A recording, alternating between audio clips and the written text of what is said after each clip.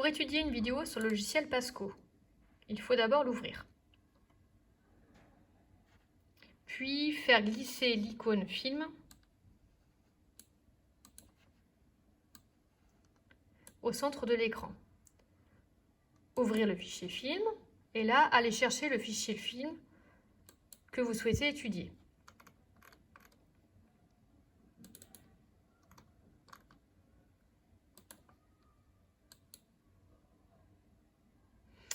Lorsque la vidéo s'ouvre, vous pouvez des fois être amené à cliquer sur le bouton Analyse. Là, des axes, donc il vous précise qu'il n'y a pas de son, ça c'est pas gênant. Ensuite, vous devez placer l'outil d'étalonnage, cet outil-là. Par défaut, il dit 1 mètre et placé n'importe où. Vous devez le placer sur l'outil dont vous connaissez la taille. Donc ici, par exemple, cette vidéo, le mètre mesureur.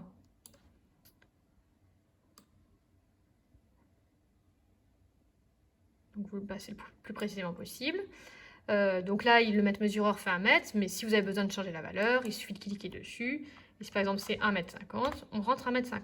Ici, on ne le fait pas parce que c'est bien 1 mètre. Ensuite, on place le repère. Donc le repère, c'est comme en mathématiques. X, Y est le centre ici. Et on le place au début du mouvement. Donc ici, il est dans la main du monsieur. Et je vous encourage à placer l'axe Y vers le bas. Après, quand vous avez effectué ça, bien droit, vous faire glisser un tableau. Donc nous, ce qui nous intéresse, c'est d'avoir les positions de Y en fonction du temps. Donc la position de la balle du chapeau ici, du volant de badminton qui va descendre en fonction du temps. Donc on dit qu'on veut, donc pour l'objet 1, c'est l'objet d'étude, donc l'axe Y, et on a dit qu'on le voulait en fonction du temps. Pardon. Il faut après vous assurer que la balle est prête à tomber, parce que la vidéo peut être longue. Donc avec le curseur en bas, il faut placer votre vidéo lorsqu'il est prêt à la lâcher. Donc là, il est prêt à la lâcher. Et puis après, c'est parti. Avec l'outil Zoom, il suffit de cliquer à un endroit précis de la balle ou du volant de badminton, et votre vidéo va descendre au fur et à mesure. Donc là, je clique, et vous voyez, l'image défile au fur et à mesure. Et les valeurs s'affichent dans le tableau. Donc on fait le pointage le plus précisément possible.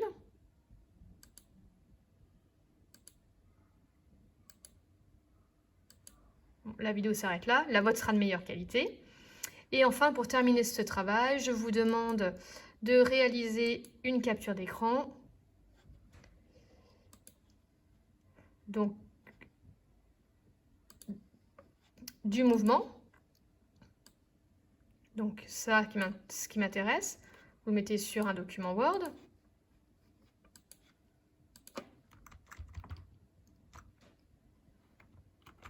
Donc voilà, assez gros, si c'est possible. Et puis à côté, vous positionnerez votre tableau. Donc même chose, vous effectuez une capture d'écran du tableau à côté et que vous collez après. Il suffit d'imprimer.